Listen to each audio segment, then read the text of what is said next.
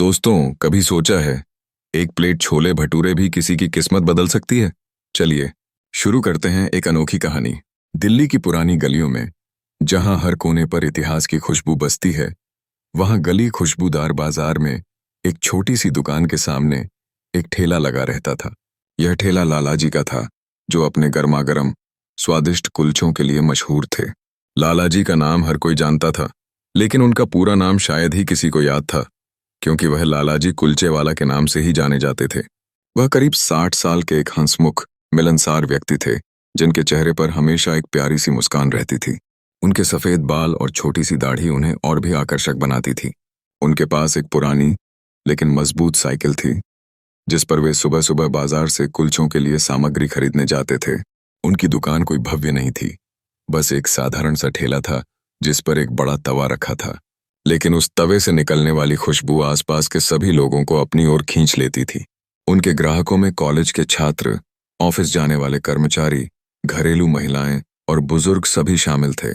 हर कोई लालाजी के हाथों के बने कुलचों का दीवाना था। लालाजी का जीवन बहुत सरल था। वह सुबह जल्दी उठते, अपनी सामग्री तैयार करते और फिर दोपहर तक कुलचे बनाते थे। शाम को वह कुछ फुर्सत के पल अपनी पत्नी राधा जी के साथ बिताते थे, जो उनके घर में ही कुलचों के लिए छोले तैयार करती थीं। राधा जी भी लाला जी की तरह ही एक खुशमिजाज महिला थीं। एक दिन खुशबूदार बाजार में एक नया फैंसी फूड जॉइंट खुलता है।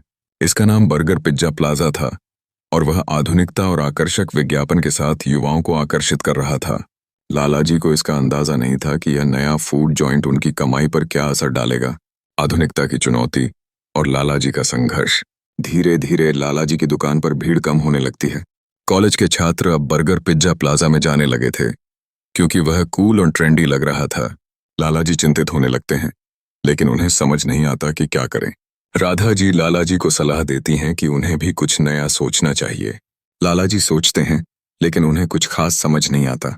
वह सोचते हैं कि वह तो पुराने जमाने के आदमी हैं, वह भला आधुनिकता का सामना कैसे कर सकते हैं। एक दिन एक कॉलेज का छात्र राहुल, जो लाला जी के कुलचों का बहुत पुराना प्रशंसक था, उनके पास आता है।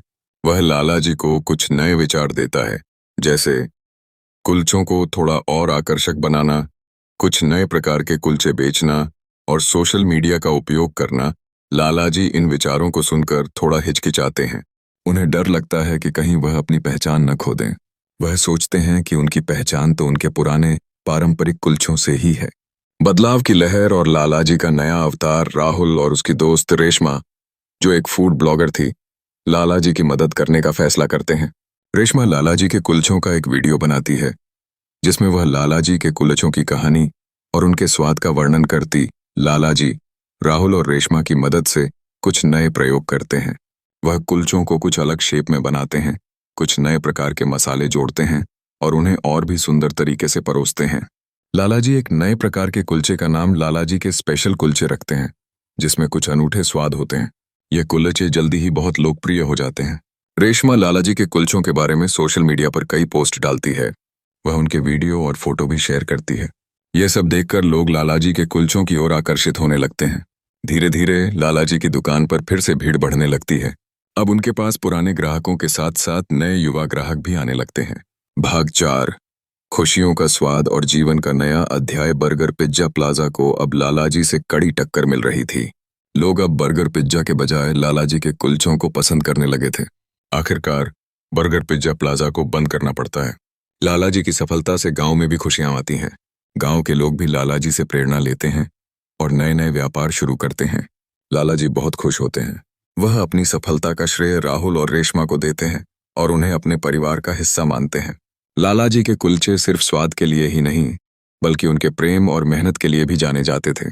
उन्हें गांव में हर कोई सम्मान से देखता था। कहानी का संदेश। कहानी यह संदेश देती है कि आधुनिकता को अपनाने में कोई बुराई नहीं है, लेकिन हमें अपनी जड़ों और परंपराओं को नहीं भूलना चाहिए। मेहनत और ईमानदारी से किया गया कोई भी काम कभी व्यर्थ नहीं जाता है और हमें हमेशा नए विचारों के प्रति खुले रहना चाहिए। अगर ये कहानी आपके दिल को छू गई हो, तो एक छोटा सा कदम जिंदगी बदल सकता है। इस वीडियो को लाइक कीजिए, अपनों के साथ शेयर कीजिए और ऐसी ही सच्ची प्रेरणादायक कहानियों के लिए अभी सब्सक्राइब कीजिए एमटी मोटिवेशन को, क्योंकि यहाँ सिर्फ कहानियां नहीं, सोच बदली जाती है।